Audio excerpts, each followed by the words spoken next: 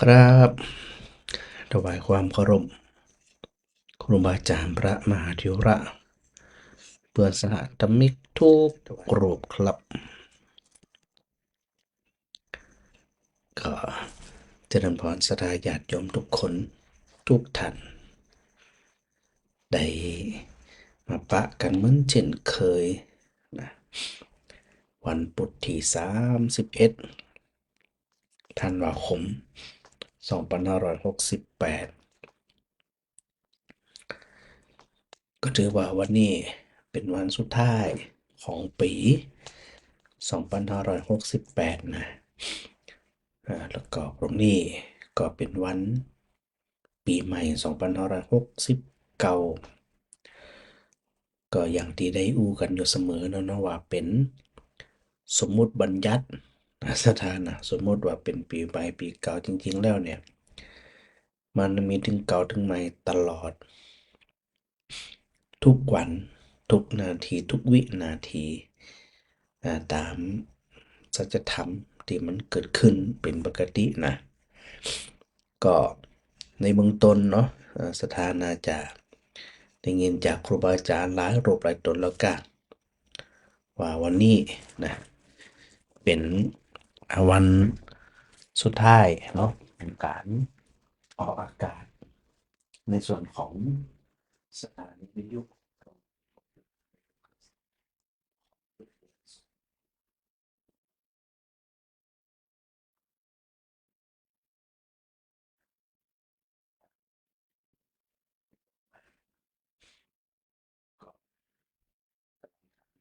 ิดจิตรศักดิ์ว่าเปิดมากี่ปีแล้วเนาะเปิดมากี่ปีแล้วก็มาสุดท้ายมาวันนี้เจ้าไม่แก้วจ้าสาธุเจ้าจ้า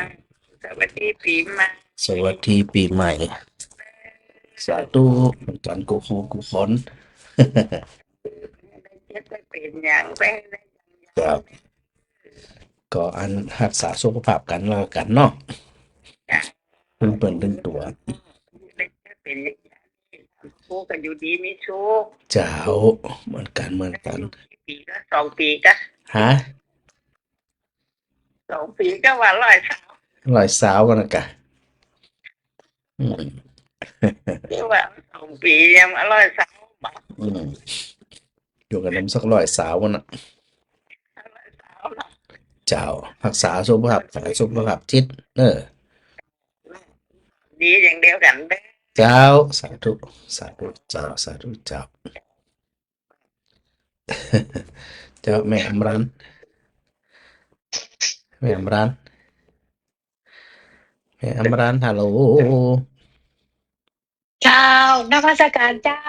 เจ้าสตาเขาสอนได้ยินแล้วเจ้าได้ยินแล้วเจ้าเจ้า ชัดเจนดีเจ้าเจ้าโอ้ไม่ได้อย่ามาบิณฑบาตก่อนเดี๋ยววันนี้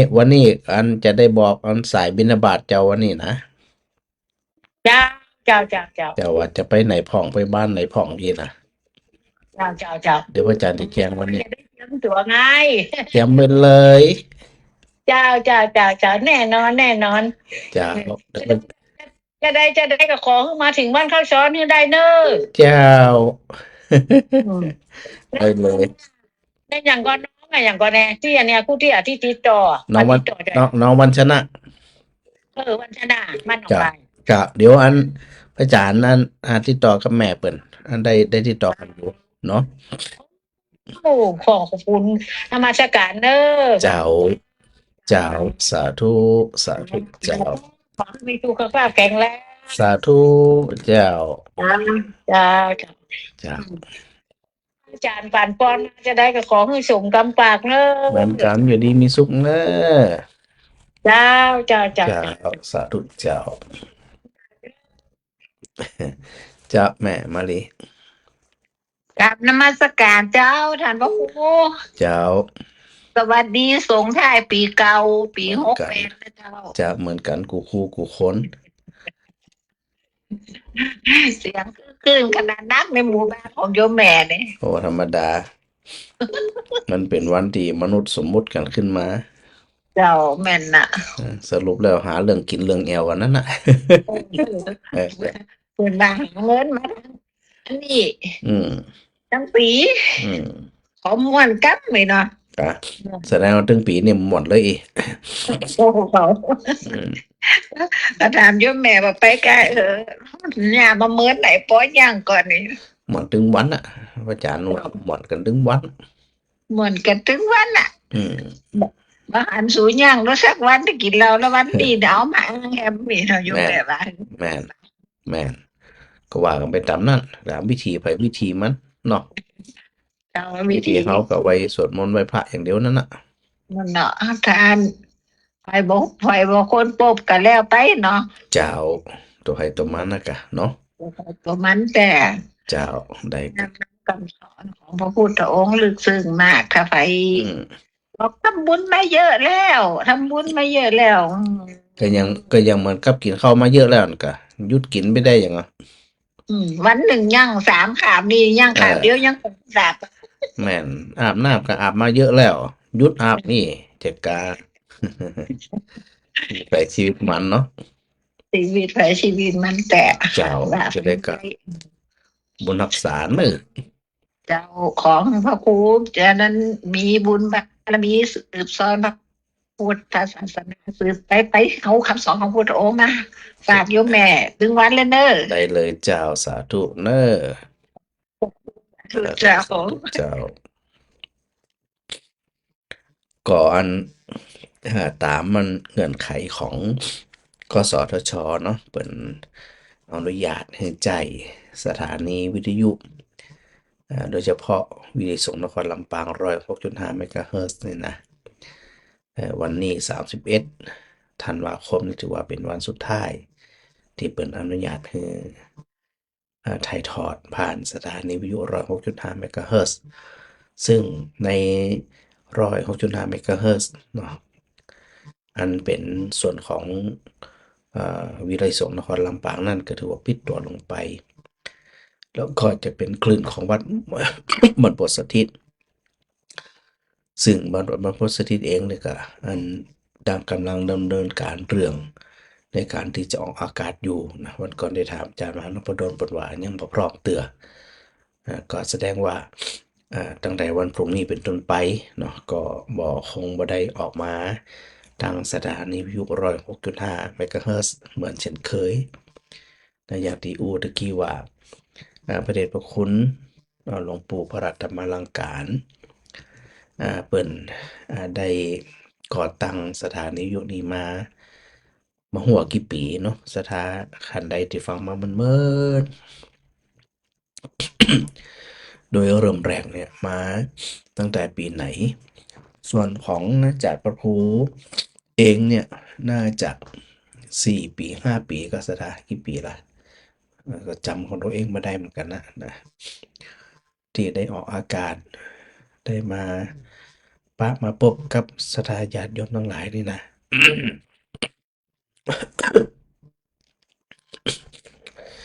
ที่สำคัญก็คืออันต้องกราบขอบพระคุณเนาะในเมตตาธรรมของหลวงปู่พระธรรมลังการที่ได้ยืนยัดเปิดโอกาสให้หมอทั้งหลายได้ฟังธรรมกัน ก็เริ่มมาตั้งแต่ต้นเนาะจนมาสุดท้ายในวันนี้เนี่ยถ้ามาได้อาศัยบุญบารมีของหลวงปู่เขาทั้งหลายก็คงมามีโอกาสได้สนทนาธรรมมีโอกาสได้ฟังธรรมกันก็ถือตรงนี้เนี่ยเราท่านทั้งหลายได้ระลึกถึงพระคุณของพระเดชพระคุณหลวงปู่เปิ่นนะที่ได้เปิดโอกาสถึงกับหมู่เราทั้งหลายดังนั้นเนี่ยเวลามีอย่างประชาสัมพันธ์ในส่วนของตัวอาจารย์พระครูเองก็คงจะต้องออกทาง Facebook เนาะเป็นหลัก แต่ก็อันยังกึดเดิงหาสถาที่เปิ่นฟังจากวิทยุอยู่ว่าบางท่านเนี่ยบ่ได้สะดวกในการที่จะติดตามจาก Facebook อะนะบางหลายท่านบ่สะดวก แล้วก็กำเป็นหยังเขาก็ปรับไปตามนั้นเนาะสถานเนาะปรับไปตามนั้นส่วนสถานียุคใหม่ของวิศวกนครลำปางนั่นทางเจ้าหน้าที่ส่วนกลางเพิ่นก็ได้ทำเรื่องยื่นเสนอขอไปแหมครั้งที่2เนาะครั้งแรกนั่นมันบ่ได้ ครั้งที่2ก็คงใช้เวลาประมาณสัก6เดือนถึง1ปีอะนะสถานนะแต่ตามเงื่อนไขของเวลาก็ประมาณสัก6เดือน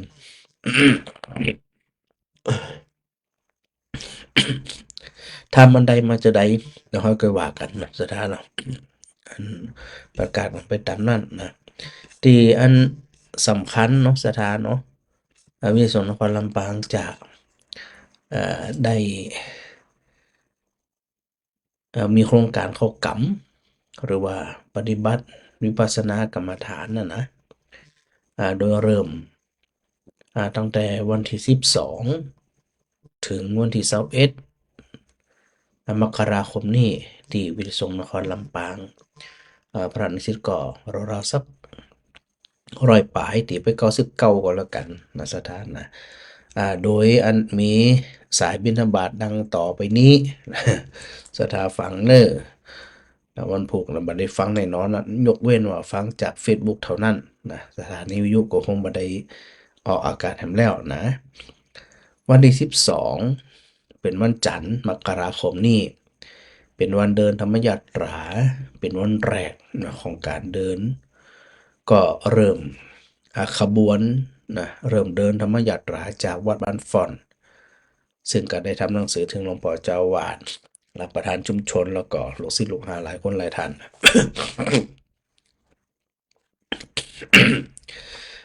จากมันฟอนเนาะเปิ่นก็ได้เลี้ยงข้าวต้ม ทุกปีต้องกราบขอบคุณหลวงป่อแล้วก็อันโมทนาสาธุขอบคุณประธานชุมชนกาสถาปออกไม่ออกกา FC กานี่นะเอาเตรียมพร้อมกันแล้วกันนะนอกจากมีอันพระนิสิตแล้วนะก็ยังมีนิสิตคฤหัสถ์ที่ร่วมขบวนตัวยก็ต้องขอบคุณมาณที่นี่เนาะพออันฉันเจ้าเสร็จเรียบร้อยประมาณ7โมงนะ7โมงเนี่ยจะออกจากวัดบ้านฟ่อนเนาะเดินธรรมยาตราไปไผที่ฟังรายการอยู่จริงๆแล้วพระอาจารย์ได้ให้เจ้าหน้าที่ได้ทำหนังสือถึงผู้นำทุกหมู่บ้านแล้วนะออกจากวัดบ้านฟ่อนก็ผ่านชมพูหลวงบ้านศาลาดงหลานบ้านศาลาหลวงบ้านศาลาใจแล้วก็ออกบ้านพึงเนาะอันนี้เป็นวันแรกคือวันที่12เนอะส่วนแต่ละสายตั้งแต่วันที่13เป็นต้นไปสถาฟังไว้จดไว้นะ วันที่13ก็แบ่งเป็น3สายเหมือนกุปีที่ผ่านมาเนาะสายที่1ตั้งขบวนอยู่ที่วัดนาแก้วตะวันตกวัดนาแก้วตะวันออกตะวันตกแล้วก็บ้านปากแขสองแควไตนะอันนี้คือวันที่13นะวันอังคารที่13สายที่1นะส่วนสายที่2ก็เหมือนเดิมไปเริ่มจากสารดอนหนองเจริญนะเดี๋ยวจะได้ประสานงานกับผู้นำอีกกำหนึ่งก็ฮึงสถาไปรวมตัวกันที่นาส่วนสารดอนเนี่ยจะเดินเนาะเดินเหมือนเดิมนะที่อันที่ผ่านมานั่นนะเดี๋ยวจะฮึงตังผู้นำเปิ่นได้ประกาศเนาะสารดอนหนองเจริญหนองยางสีหมดเก้านะอย่างเดี๋ยวถ้าแม่ แม่สีนวลเนาะเปิ่นฟังอยู่จะได้อยู่ก็เดี๋ยวอันโทรมาหาพระอาจารย์ในรายการก็ได้ หลังรายการก็ได้นะว่าเพราะปีที่ผ่านมานั่นเนี่ยจะไปจัดข้าวต้มที่บ้านแม่สีนวลเปิ่นก็ทั้งนี้ทั้งนั้นแต่ละปีนะความพร้อมความสะดวก ก็ต้องอันปรับให้มันเหมาะสมกับนางงานนั้นนั่นเนาะสายที่2ไปที่สารดอนหนองเจริญหนองยางสีหมวดเกลาเนาะสีหมวดเกลาก็ไปจุ่มกันที่วัดเหมือนเดิมนะที่ปีแล้วนะเขาถ่าดีเหมือนกันเนาะสายที่2นะส่วนสายที่3ของวันที่13ก็จะไปทางป่นนะทางเข้าถนนใหญ่ไปทางขวางเปาไรนาน้อยเนาะแล้วก็หนองบัวบ้านหนองบัวแล้วก็บ้านหลวงนะ อันนี้เป็นวันที่13เนอะวันที่13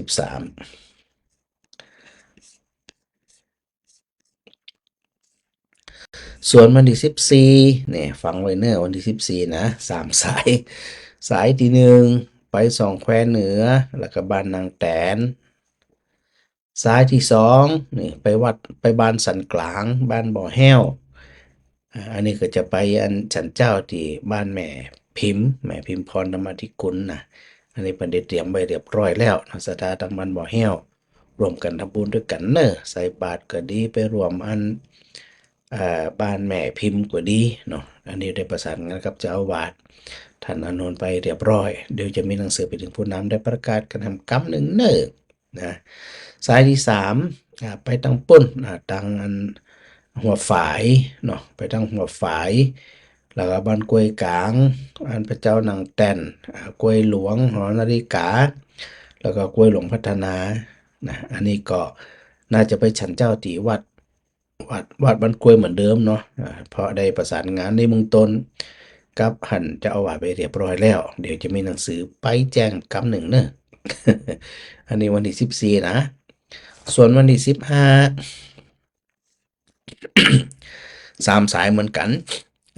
สายที่1ก็ไปตั้งอันบ้านหัวหนองบ้านง่าวแล้วก็บ้านมอ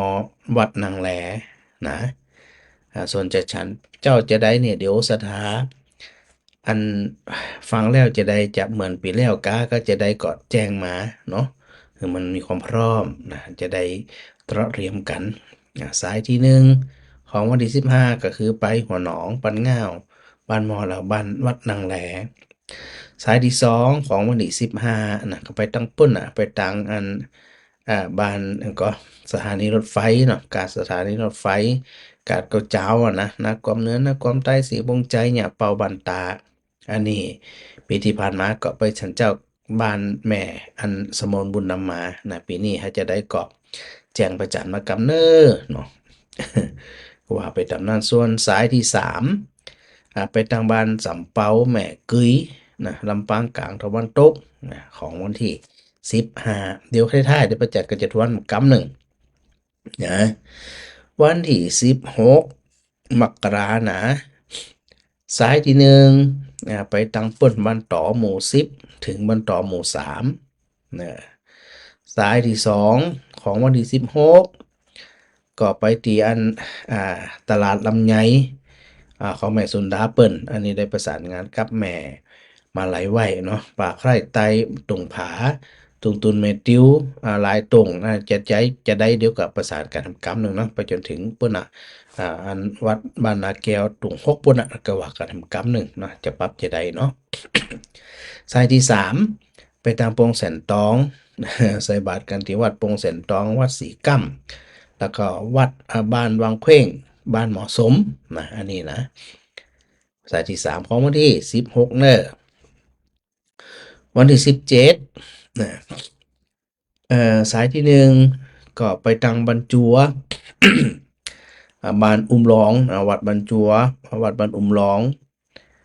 สายที่2ไปวัดบ้านสมัยสันติสุขแล้วก็ทำหลวงก็วัดน้ำหลงเนาะสายที่1ที่2จะไปฉันเขาเจ้าที่วัดบ้านจัวหลวงปอ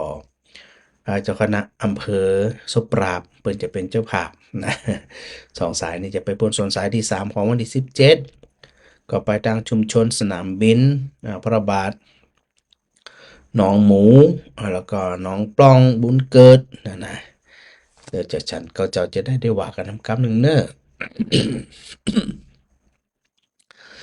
วันที่18ต่อไปนะเป็นวันอาทิตย์เนาะสายที่1ไปทางซบตานนาเวียงตาจ้างศาลามอศาลาบัวบกศาลาเม้งสายที่2ไปทางหนองลายนะเดี๋ยวจะประสานงานกันทำกรรมหนึ่งหนองลายแล้วก็เข้าซ่อนเนาะเข้าซ่อนบ้านไหลหินหมู่2ไหลหินหมู่6นี่นะแล้วก็บ้านแม่หวกที่อันจังไปกันที่นะเดี๋ยวจะว่ากันกำหนึ่งนะอู้กันกำหนึ่งเนาะสถาสะดวกบ่สะดวกจะได้สายที่3ของวันที่18ไปไหนนี่ ไปทางปุ่นไปทางบ้านหนองฮานะหัวตวงสามัคคีนะ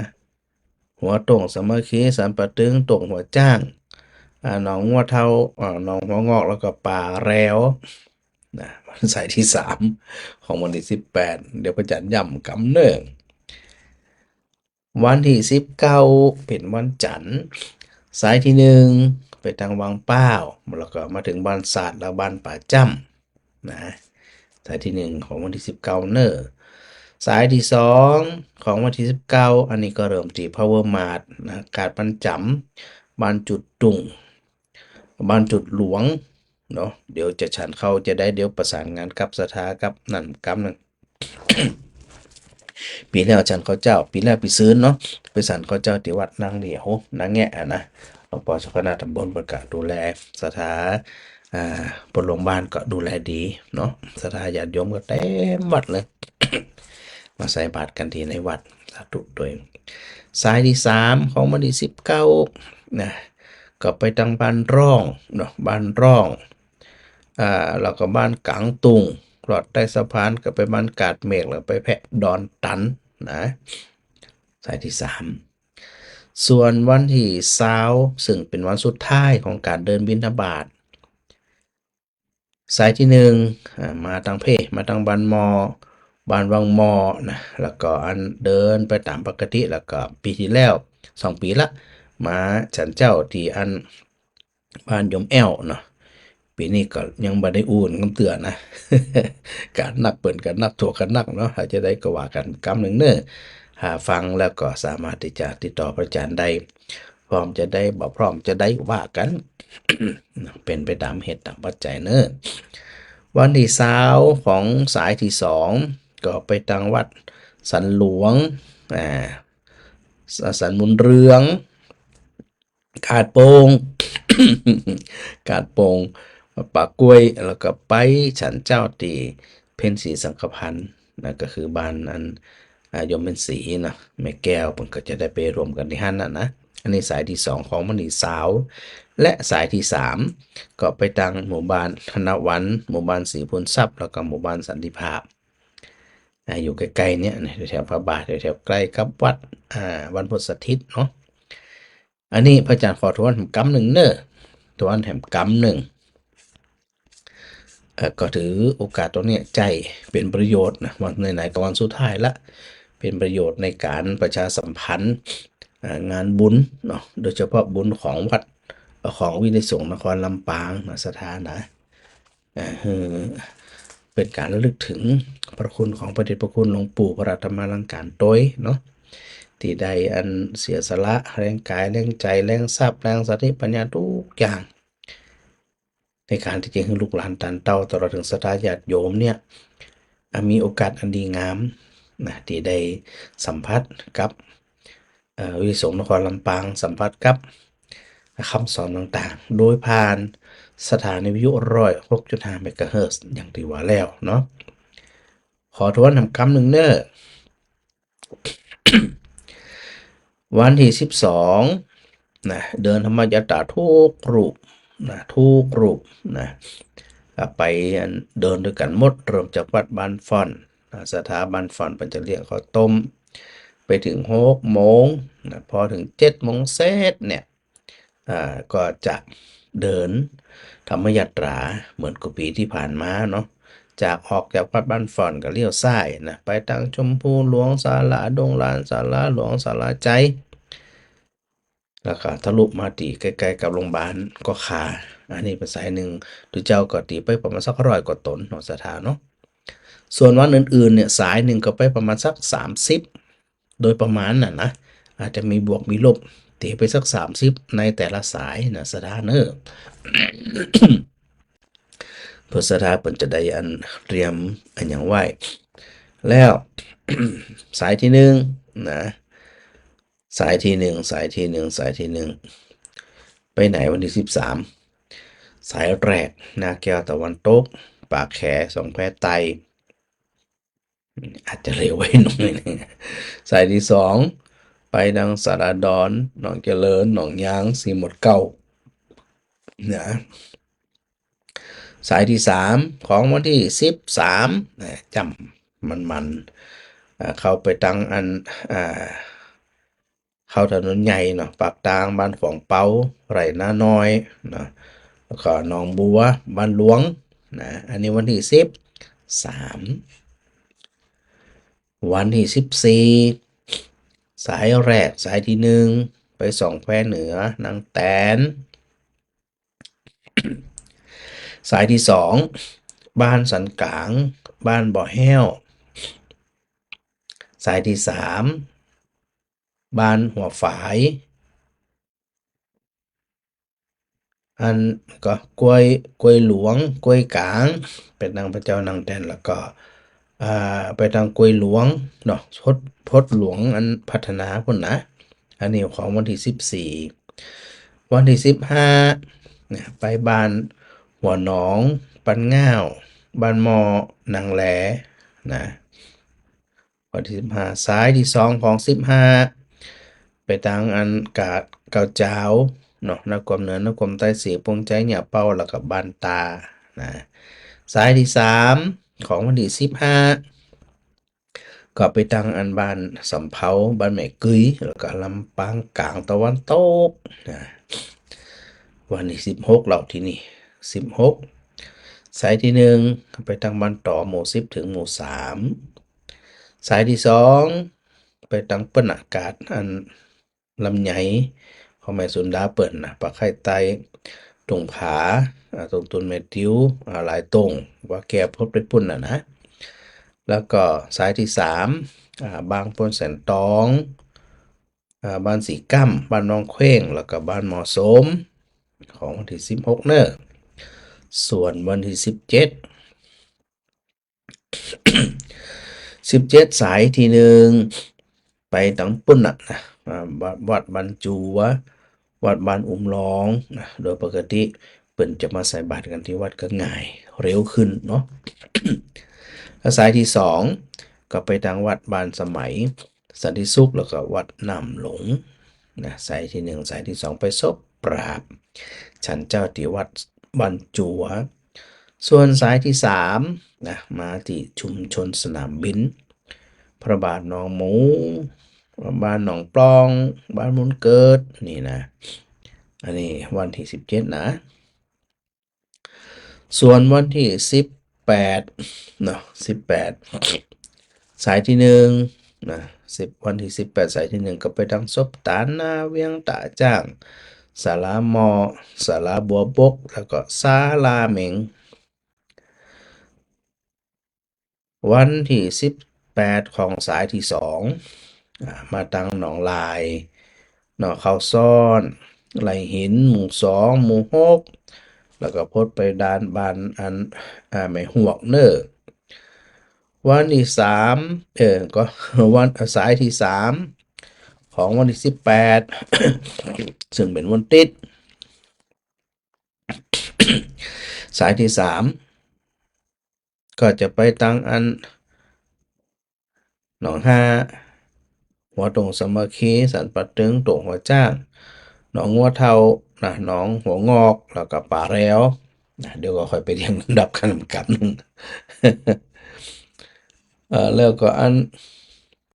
จากนั้นนะก็วันที่19นะ19สายที่1ไปวังเป้าบ้านศาสตร์บ้านป่าจ้ำนะสายที่2ของวันที่19เริ่มที่ Power Mart กาดบรรจำกะ บรรจุดบรรจุดตรงเข้าที่อันกาดมัวเนาะแล้วก็มาจุดหลวงนะแล้วก็อันมาที่วัดนางเหลียว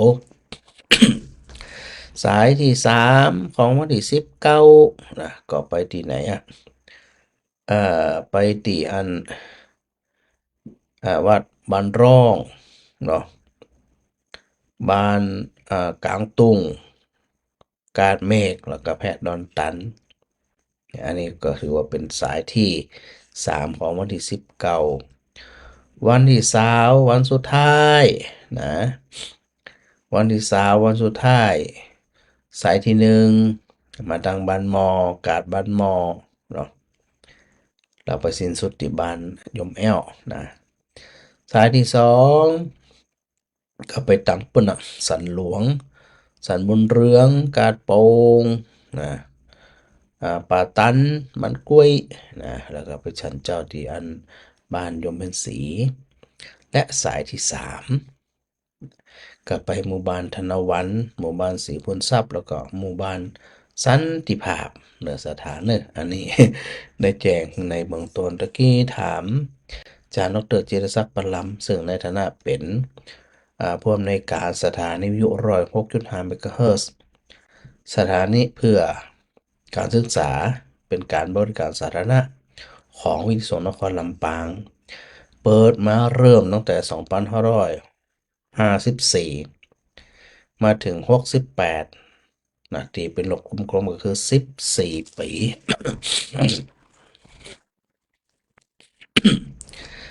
บ่น้อยนะสถานะ14ปีนี่ถือว่าบ่น้อยเนาะแล้วก็เป็นปกตินะมีตั้งอยู่ระดับไปแต่บ่ได้ดับสูญหายไปไหนนะอ่าคลื่นนี้ก็ยังไปอยู่ที่วัดบรรพตสถิตอยู่ก็สามารถออกอากาศกันได้ตามปกติแต่มันยังบ่มีความพร้อมที่จะออกได้ตามเตื้ออันเนื่องจากการเดินเรื่องด้านเอกสารอันเนื่องจากว่ามัน จะต้องมีเอกสาร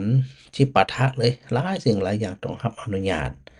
จากกสทชเปิ่นต้องทำให้มันถูกกฎหมายเป๊ะเลยนะจะผิดจะเพี้ยนบ่ได้ อันนี้ก็ต้องรอว่าทางวัดบรรพตสถิตที่เปิ่นตั้งคณะกรรมการชุดใหม่ของเปิ่นเป็นสถานีของวัดเนาะแล้วก็ยังสามารถออกอากาศได้ก็ขึ้นอยู่กับการปรับนะปรับผังปรับมันอย่างต่างๆหนึ่งจากว่ามันจะต้องปรับใหม่หมดเพราะเป็นทำชุดหนึ่งในการบริหารแล้ววิศวกนครลำปางนั่นทางวิศวกนครลำปางก็พยายามทำเรื่องราวต่างๆนะโดยอาจารย์ดรพัชริยาเนี่ยคอยประสานงานถือว่าเป็นเลขานุการนะในการดูแลเป็นเจ้าหน้าที่ที่ได้รับมอบหมายจากผู้บริหารถึงดูแลประสานงานตัวเรื่องนี้ตัว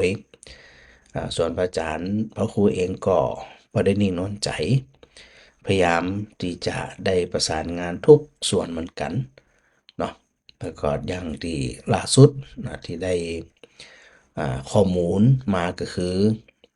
ตอนที่เขาขอไปเป็นสถานีใหม่เนาะ107.75ปรากฏว่ามันบ่ได้ก็เลยขอใหม่อันการดำเนินการเนี่ยเป็นเรื่องของทางมหาลัยแม่คือมหาลัยสงฆ์มหาลัยมจรแม่ปุ้นเปิ่นได้รับมอบหมายจากอธิการบดีในการที่จะดำเนินการในการขอคลื่นนะบริการสาธารณะ โดยเฉพาะเป็นเรื่องของการศึกษาโดยตรงที่วิศวกนครลำปางนะทั้งนี้ทั้งนั้นเขาก็ยังบ่ฮู้เตื้อนะบ่ฮู้ว่าเขาจะได้คลื่นใดบ่ได้จะได้บ่ได้จะได้นะแต่ทั้งนี้ทั้งนั้นก็บ่เป็นหยังนะสถานะเพราะว่าอ่าในอนาคตต่อไปเนี่ยสถานีวิทยุแม้ว่าคนบ่ค่อยฟังโดยทั่วไปอะนะเนื่องจากว่าฟังเฟซบุ๊กก้าอย่างก้าเนี่ยแต่หลายๆคนหลายๆท่านเปิ่นยังฟังสถานีวิทยุอยู่ผู้เฒ่าผู้แก่นักเลยทีเดียวแต่ว่าวิทยุจะล่มหายตายจากไปสถานีแจ้บ่ได้บ่ใจละมีคนฟังกันนักสังเกตจากสถานที่ฟังรายการเนาะก็เปิ่นก็ฟังจากวิทยุเท่านั้นเลยมีส่วนน้อยมาก ที่ฟังที่ตามจากพระครูผ่าน Facebook Live นะก็มีบ่ากี่ท่านนับจำนวนก็บ่นัก แต่ว่าสถานีวิทยุนั่นเปิ่นฟังกันหลายเปิ่นฟังกันนักก็บ่เป็นหยังเนาะสถานเนาะก็ถือโอกาสตรงนี้ว่าถ้าสถาท่านใดส่วนใดเนาะที่เปิ่นสะดวกติดตามรายการของท่านพระอาจารย์พระครูพระครูศรีปวรบัณฑิตนี่นะโด รือว่าคณาจารย์รูปใดรูปหนึ่งก็เฮือสถาได้ติดตามปกติจาก Facebook Live ก็แล้วกันเนาะสถานเนาะติดตามทาง Facebook Live ส่วนทางสนายวิทยุจะพร้อมได้พร้อมบ่ได้บ่พร้อมบ่ได้ว่ากันตามเหตุตามปัจจัยเนาะก็นึกอยู่ว่าอ่าทำสถานีวิทยุเองเนี่ยก็ได้ทำหน้าที่ทางผู้บริหารคณาจารย์แล้วก็ผู้เจ้าหน้าที่ผู้รับผิดชอบดูแลสถานีวิทยุก็ได้ทำหน้าที่กันเต็มเม็ดเต็มหน่วยนะทำกันเต็มที่เต็มกำลังเหมือนกัน แต่พอเงื่อนไขของกสทชเปิดก็มีกฎมีระเบียบตามปกติเลยแล้วก็เป็นหยังก็ปรับไปสะดวกจะได้หยังจะได้ก็ว่ากันไปตามนั้นนะสถานเนี่ย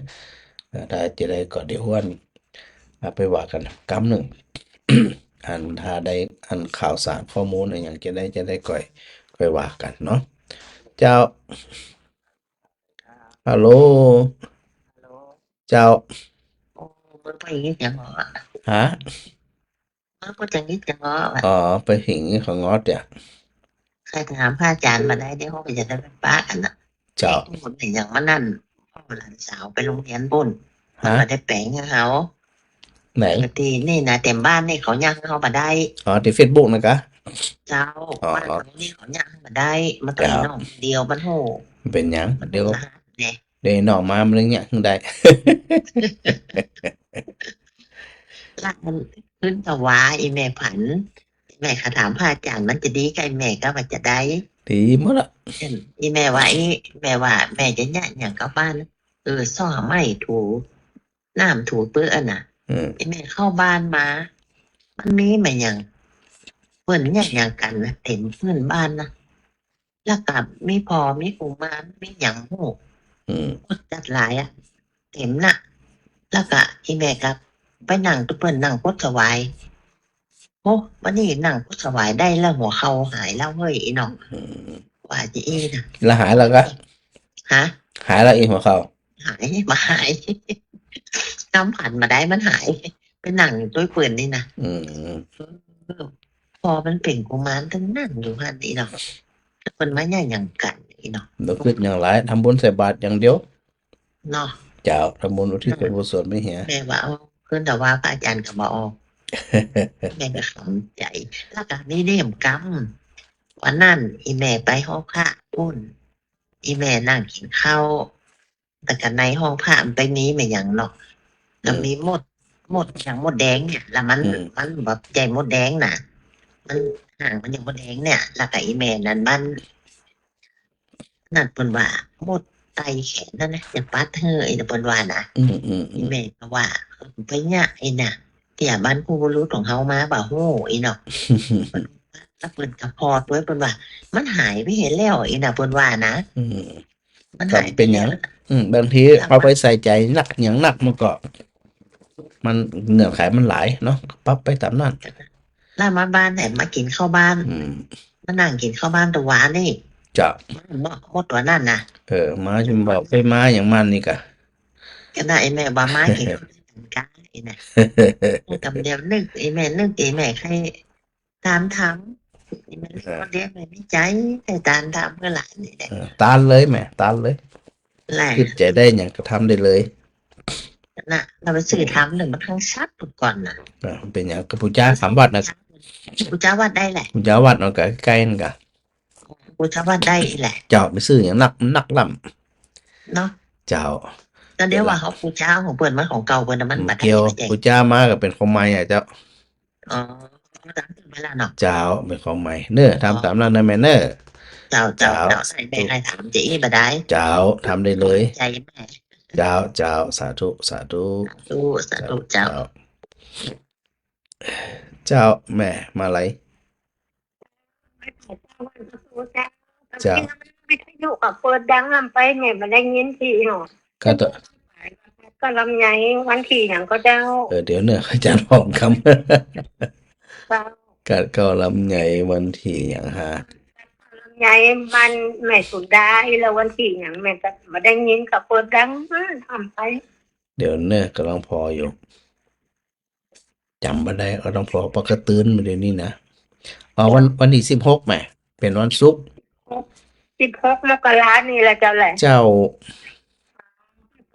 เจ้านี่เปิ้นกี่ตนกี่องค์ก็เจ้า ตีไปสัก30บอกลบเยอะ 30 กว่าตนแล้วเจ้าแหละ เจ้าประมาณนั้น ประมาณ30 กว่านี่ 35อ๋อเต็มที่อ่ะ 35 เออ ตัดลำไยเนาะเจ้าเนาะ เจ้าบางทีอาจจะบ่ถึงเพราะว่าบางทีเปิ่นป่วยพ่องหยังพ่องบ่ได้ไปเนี่ย อ๋อ อืม แม่จะได้บอกแม่สุนดาไว้คนจะได้หูเนาะเจ้าเนาะเดี๋ยวเพิ่น เจ้า ที่โตนแม่เดี๋ยวมันก็ต่อปุ่มถูกหมดเนาะ นะบอกไปตามนี้นะแม่เนอะเจ้า เจ้า เนี่ยเนาะเจ้าเนาะ ได้เลยสาธุเนอะสาธุเจ้า เจ้าฮัลโหล เจ้าท่านพระครูเจ้า เจ้า มาติดต่อเจ้าในเจ้า เดี๋ยวจะอันพอเปิดปั๊บก็ให้เราอ่อนทำหนังสือส่งเลย ไปหาปอกคำนั้นทำมันรู้นั่นเจ้า อ่า มันมอนเหี่ยวก็ มันมองที่เก้าวันที่เช้าเนี่ย แน่มันมออะไร งูเจ้ามันกับ มันมอวันที่เช้าแหม่ วันที่เช้า เจ้า นั่นละมันมองเพิ่นตั้งใจกันนี่จะเนอะบอกโอ้เนอะอันที่จะได้โอ้ยอ่ะ เจ้าก็เตรียมไว้เต้นน่ะ เนอะ บอก ที่ เกี่ยว เช้า มาเที่ยวดิ เจ้าเดี๋ยวจะอันโทรหาเปิ่นกำหนึ่งเดี๋ยวรอนั่นก่อนช่วงนี้มันช่วงปีเก่าปีใหม่ก็เลย อาจจะยุ่งกันอยู่ อาจจะเป็น ถ้าสิ้นปีนี้โอเคเลยเนาะ เจ้า ไม่ต้องได้กับนี้ก็โคนถาม ก็ อันนี้ยังสีเลี้ยวปะเนี่ย อ๋อ ตอนนี้ผมคงเกลืออ่ะ ไปแน่นอนเจ้าไปแน่ เอา ๆเนอะบอก เอาอันนั้นมันทำเรื่องบอกยมแอวตัวเอง เจ้าได้ป้ากันพอไหวอยู่ไหมอ่ะอ๋อ มันไหนจะว่ายังฟังอยู่ก็ผมฟังผมพูดนี่ มาถึงเนาะ เจ้าจะได้ก็ถ้าสมมุติเปิ่นบ่ค่อยได้ฟังกับแจ้งกำเนิด เจ้า เจ้าสาธุแม่สาธุ เจ้ามันล้อขนาดละ ขอบคุณจัดหลาย ทีนี้เป็นมาแล้วยังบอกเกลือเยอะ เจ้าดีละสาธุแม่ เจ้า เจ้า สาธุเจ้าแม่บ่เย็น เจ้ามันจะกลับบ้านกันเจ้า เจ้าวันที่หยังก็ ที่13เจ้า ถูกต้องเจ้า ถึงนี่ประมาณ7 โมง เวลาเดิมนะกะ การเข้าที่สารดอนก่อนพุ่นน่ะกะมันจะ7 โมงสักกำกะอันสีหมดเก้ากับพุ่นน่ะกะ9 โมงกะ8 โมงถึง9 โมงกะ ไม่ กะปีแล้วก็จะอ่านเหรอ ทีแรกเป็นก่อนมันไปสั่งข้าวมันหลง จะแม่นคือจะเอาฉันเข้าสุดท้ายจะสุดท้ายจะได้บ่รอ ประมาณน่ะ8 โมงครึ่งโดยประมาณน่ะเนาะเจ้าสาธุฮะ อยู่บอกเราแต่ออกอะไรก็ เจ้าออกนะเฟซในไลน์ก็คือนี่ก็เอาเวลามาแน่ละขึ้นอยู่ก็พระอาจารย์จะสะดวกวันใดเจ้าสะดวกวันใดเวลาใดเดี๋ยวก็ไปว่ากันไปปรับกันทำกรรมหนึ่งเนอะเจ้าชีวิตเราต้องปรับเปลี่ยนเนาะแม่เนาะเจ้าสาธุเนอะสาธุเจ้าสาธุเจ้าสถานหลายคนหลายท่านโทรมาบ่ได้รับ ใส่ซ่อนผ่องหยังผ่องโทรมาได้เลยตอนนี้นะไหนๆก็ไหนๆละนะเดี๋ยวก็จะปาสถาญาติโยมได้สวดมนต์คำปีกัน น่าจะทุกทีเหมือนกันเนอะโยมสุขความสุข กราบนมัสการเจ้าพระอาจารย์ วันที่หยังก็ วันที่17เจ้า 17โอเคแม่นแล้ว มาฉันข้าวต้มที่เพเนาะเจ้า เจ้าอัน ปี ติ๋ว แล้วเนี่ยเพิ่นมาฉันข้าวเหี่ยก่อนแล้วเพิ่นไปเดินโธ่โยมต้มข้าวดีกว่าต้มสุกบ่ดีอ่ะเกือบบ่ทันน่ะ นั่นแหละ เจ้าเพิ่นมาฉันก่อนเลยอ่ะปีแล้วอ่ะ จริงๆมัน เดินเลย จริงๆมันสุดท้ายจะดีกว่าเพราะว่าสถาปัตย์ล้อขวายไง ก็แม่น่ะโยมต้มข้าวสุกพอดีเจ้าอาวาสโทรห้องอ่ะแล้วนะแก้วนะช่วยเนาะ เออเดี๋ยวจะได้บอกผู้นำเดี๋ยวจะได้บอกผู้นำเดินทางว่าอันที่ทุกเดียที่ฉันที่หลัง เจ้า เจ้า เป็นมาถึงประมาณสัก6 โมงเนี่ยก็ปีแล้วอ่ะ เจ้าลำ6 โมงนี่นะ เจ้า เจ้า6 โมงเกินแค่เนาะ แต่ขนาดน่ะเอาต้มกันยังอยู่บ้านเลยอยู่เนาะ อืม ว่าออนไลน์เลยปีแล้ว ถ้าไปก่อนเขาต้มบ่ตันสู้ก็กินกันดิบๆสุกๆนะกะ ก็ดีว่ามันสุกพอดีเลยป้าอาจารย์ ดีละป้าไปตำนัดเจ้าสาธุเจ้า สาธุเจ้า สาธุเจ้าสถานที่ฟังรายการอยู่ฟังบัดตันกาอย่างกานี่นะ แจ้งพระอาจารย์กำหนึ่งเนอะก็มาทางใดแท้วันใดแท้นี่นะแค่ว่ากันในปีนี้พระอาจารย์ก็บ่ได้ไปทุกวันเนื่องจากว่าจะต้องไปไหว้พระที่อินเดียตัวอันนี้แจ้งสถาไว้เดี๋ยวจะหาว่าโคอย่างนี้แฮมอ่ะไม่แก้วว่าจะได้ก็ไม่แก้ว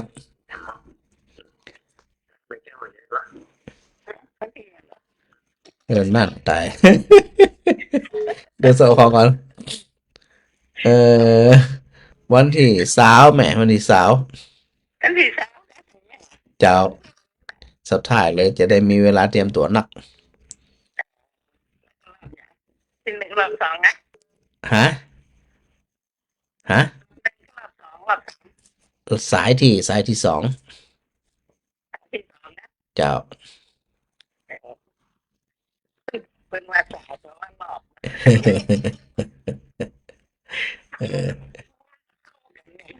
เนี่ยเตรียมไว้เลยเนอะวันที่สาวเนอะ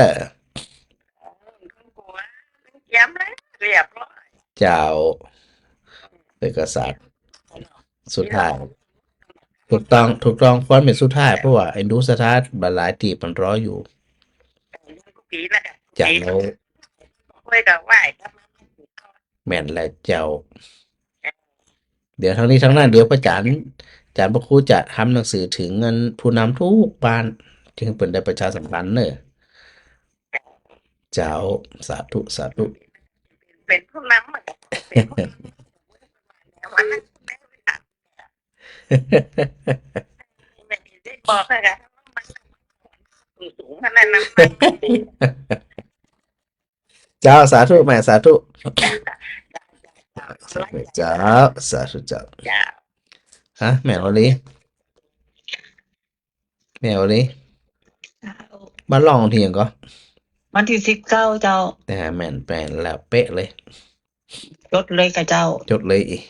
นะพูดเอาวันนี้เขาเชิญไปวัดก่อนเวลาผมไปเตีย5 ทุ่มก่อนอีดู อ๋อเปิ้นกะลมพุ่นน่ะก็4 ทุ่มครึ่ง5 ทุ่มนั่นน่ะกะไปเจ้า ไป5 ทุ่มเปิ้นว่าเริ่ม5 ทุ่มครึ่งอ่ะเขาก็ไป5 ทุ่มนี่กันนะเจ้ามันใกล้นี่บ่ได้ แม่นถ้าไปเจ้าก็บ่โทษไปพอหน้ากันมองๆแม่งๆมาได้นี่กะ คนยุงครบนะคะ ยุงตัวหนาวตัวน่ะกะพระอาจารย์มาเจ้าเลยแหละเจ้าเหมือนกูปีแล้วแหละ เจ้า มาเข้าวัดปันร่องก่อนหมู่จะก็ เดี๋ยวก็ประสานงานกำนึงสำหรับคนที่นำไปอะนะ เจ้า เจ้า แม่อยากให้เฮามาเจ้านะเพราะว่าเดี๋ยวเป็นวันทำงานเนาะ เจ้า เดี๋ยวเป็นยุ่งกับเปิ้นเอา โดยปกติก็ไปถึง9 โมงก็6 โมงครึ่งอะแม่ ก็6 ครึ่งโมงครึ่งนะดีละถ้าบ่ต้องไป9 โมงเป็นว่าสุดท้ายอ่ะเนาะ แม่นละ เจ้า ว่าไปตามนั้นแล้วแต่บางที่พื้นที่เป็นสะดวกจะได้ก็ว่าไปตามนั้น ของเขาสะดวกกินแม่ก็จะได้ไปร้านแม่ลูก เจ้า เดี๋ยวละสาธุเจ้า จ้า สาธุเจ้าฮะแม่มันเย็น น่าจะผ่านไม่จ่ายเจ้ากัน เจ้า เตรียมใส่บาตรละสิหมดก็วันที่13 น่ะ เจ้า แม่ไปแบบปีเดียวไม่ได้ก็มาติดกับ 13สิหมดเก้านะ กิน ตีไปสัก30ไหม30บวกลบ3 25 35โดยประมาณตีไป30จะมาทำไมจะมาตั้งแต่ในตอนท มาระบาดมาตั้งมาหนองยัง พระอาจารย์ก็เข้าสารดอนนะกะเจ้า ป ก็ กติแล้วดอนเรา ปกติ ไม่ได้หรอก เจ้าสารดอนหนองเจริญหนองยางสีหมดเก้าอีกอะ เจ้า ไปปกตินี่เจ้าสักทุกถูกต้องเจ้า เจ้าเจ้า สาธุเจ้า เราจะกลับไปแต่เจ้าแต่ เจ้า มีหลายๆบ้านนะที่ฟังอยู่เดี๋ยวถ้าจะได้อ่าบ่ได้ออกสถานีวิทยุเนี่ย ก็อาจจะโทรศัพท์หากันโดยตรงก็ได้นะสถานเนาะเพราะว่ามีเบอร์โทรกันอยู่แล้วอย่างอยู่แล้วแต่ว่า การที่จะประชาสัมพันธ์แล้วก็วันสุดท้ายวันที่10วันที่21วันที่21เนี่ยก็จะมีอันเป็นวันเป็นวันออกกำในสถานเนี่ยแล้วในสถานก็ไปรวมอันสืบชะตาด้วยกันเนาะวันที่ เฮ้ยสา 21 เจ้า นะเจ้า ใครคือไม้ตัดสีให้ฟองแต่ ตาสีอีกเออ ได้ใช้บ้านมันนี่เป็นปี2 ปีแล้ เดี๋ยว ว สัตว์อันตาสีนี่มีกี่หลังคา บ้านนี้ก็มี300 หลังคา สองฝั่งหรือกับฝั่งซ้ายฝั่งขวากะ จะเอานั่นตั้งปุ้นกับบ้านใหม่เขานะกับบ้านใหม่บ้านหัวฝ่ายบ้านดงกะตี อ๋อแม่อยู่ทางฝั่งไหนฝั่งบ้านดงกะ ตั้งหลังโรงเรียนแต่สีได้เจ้า อ๋อหลังวัดนะกะ เจ้าลุมวัดน่ะ อ๋อหลุมวัดนี่มี300ป่ายแหละ เจ้า เดี๋ยวพอดูก่อนปีต่อไปเลยจะปรับจะได้ด้วยก็เดี๋ยวแจ้งกับแม่ เจ้ามาทั้งเฟฟองก็ได้ถ้านี่ก็ถ้าอาจารย์จะมาก็เขาบอกนี่ก็ได้ไม่จะไปแจ้งผู้ใหญ่บ้านทั้งบนประกาศ เจ้าเราจะได้ก็จะมีหนังสือก็ว่านั่นแหละ อืม สงสัยจะเพิ่มเป็น4 สายแล้วเนี่ยนะ3 สายมันพอละ แบ่งเป็น4 สายเลยนี่นะ ก็ดีละศรัทธา มันนี่ก็เข้าดีบ้านใหม่หันมาก็ได้ เจ้า เป้นั่งแต่สีเว้นั่งปุ้นมันเป็นมันดงหัวไฟเนี่ย อืม ที่บ้านใหม่หัน เจ้า นะ มีหลายหมู่บ้านอยู่ที่อันใครหึงไปนี่นะแต่ว่าเดี๋ยว เจ้า มานั่งอวดกำหนึ่งเนาะเดี๋ยวละมีโอกาสทำปีได้กับปีหนึ่งนะแม่เนอร์ เจ้าอย่างปีหน้าก็จะได้กันถ้าจะมาก็บอกแม่เด้อ เจ้าสาธุเจ้าสาธุเจ้า ไว้แชร์เจ้า สาธุเจ้า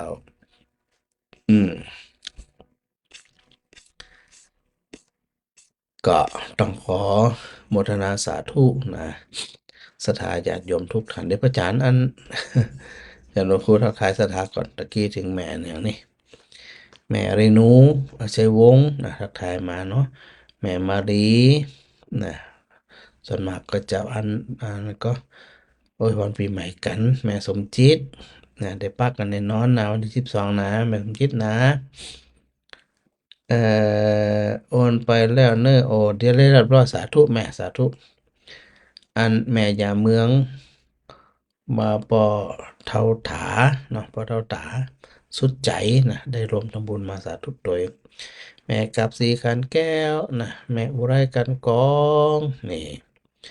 แม่เทียนแก้วหนองยางนะมีความสุขตลอดไปเหมือนเกินเหมือนตัวกูคนเนอะส่วนมากก็จะไปทำไปสวดมนต์ข้ามปีกันเนาะเดี๋ยวอาจารย์ครูก็จะนำเหมือนกัน เนาะแม่สุนันทากาดีสาธุโดยอันแล้วก็อันแม่สมควรใจน้อยนะแม่อันเข้ากำกี่วัน10 วันแม่วันที่12ถึง21แม่ลำไพสาธุโดยแล้วแม่บัวทองอินทร์สุวรรณนะ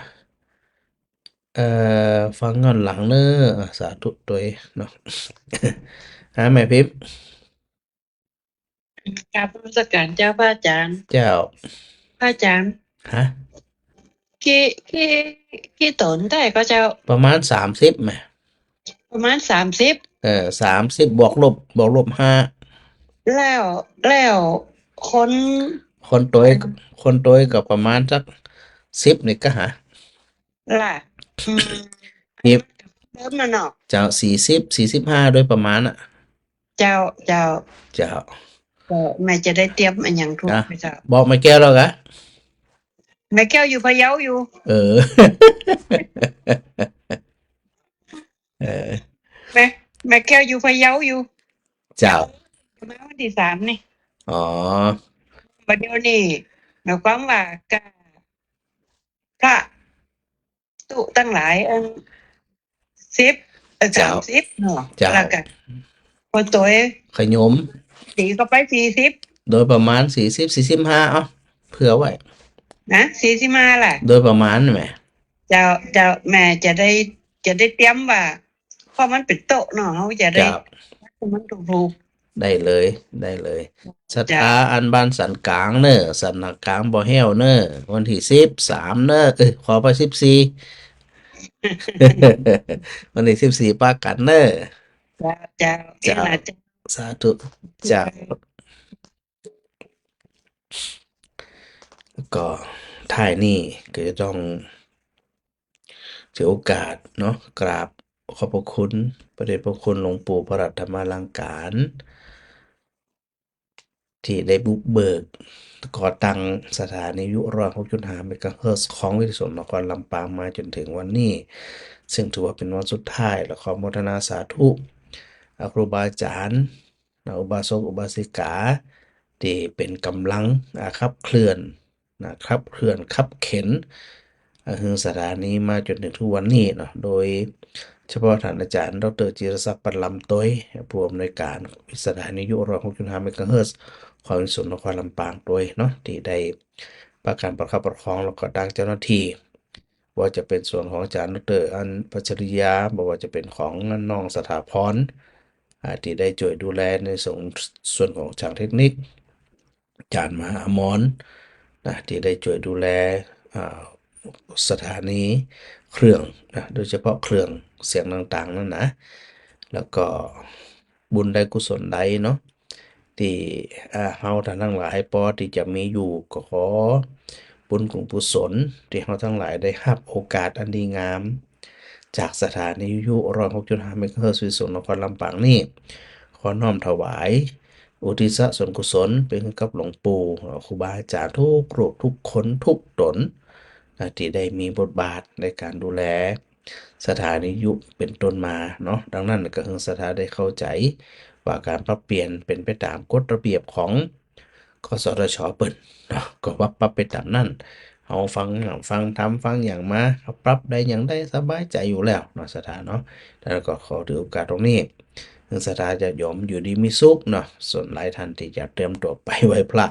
สวดมนต์ข้ามคืนข้ามปีก็ไปกันเดี๋ยวสักกรรมพระอาจารย์ก็จะได้เตรียมตัวละขอโมทนาอยู่ดีมีสุขกุคนเนื้อบุญรักษาบุญกรรมบุญจูบแล้วอย่าลืมฝึกจิตของเรามีความแกล้วกล้าอาจหาญฮึกเหิมตลอดปีและตลอดไปแล้วก็กราบขอบพระคุณครูบาอาจารย์ทุกรูปครับผม